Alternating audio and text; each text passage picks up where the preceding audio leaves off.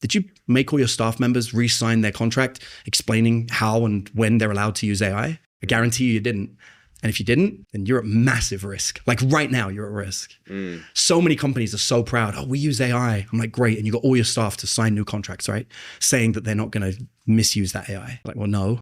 So how does someone use AI without risking signing off all their intellectual property? First, we got to recognize that a large language model is essentially invasive. With AI, you have to say, do not share this. Otherwise, by default, it's going to build its model off of your data. And if it's building the model on the data, it's sharing it with everyone. I'll give you an example. I was at a Vistage event in Houston about 3 weeks ago. And we were talking about whether AI can replace employees. And this company is doing about 42 million a year. And the founder was quite confident. And he stood in front of me and he said, he's like, I feel like I could replace any of my employees with AI. And the only person that can't be replaced is me. And I looked at him and I sort of like laughed. And I said, that's awesome. I was like, how many years experience do you have? And he's like, I've been doing this 30 years. And I was like, wow, that's an amazing amount of time. Did you go to school for it? Did you study? He's like, hell yeah, I did. He tells me the name of the school that he went to.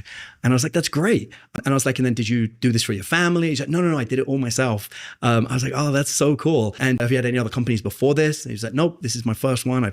I've run it for this long. I was like, oh, that's great.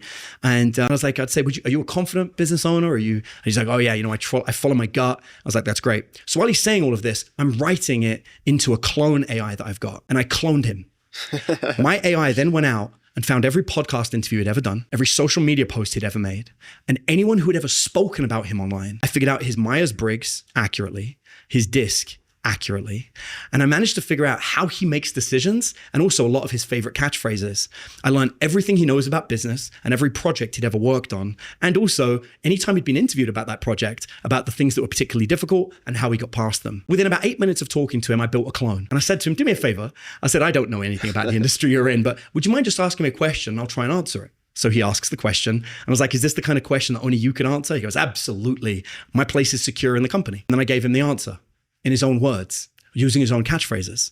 His face dropped. He looks at me and he's like, what did you just do? I was like, I cloned you. I was like, imagine if some smart AI person came into your company, spoke to you for 15 minutes, figured out everything you know about business, and then was capable of completely cloning you and having access to all that information, all your experience. Now it's theirs. I was like, but you still have your contacts, right? And he goes, yeah, that's what I'd have my contacts. I was like, cool. I hope you stay in touch with your contacts every day and you don't send out your salespeople to go and talk to them. And he's like, well, I was like, yeah. It's like AI is risky, really risky.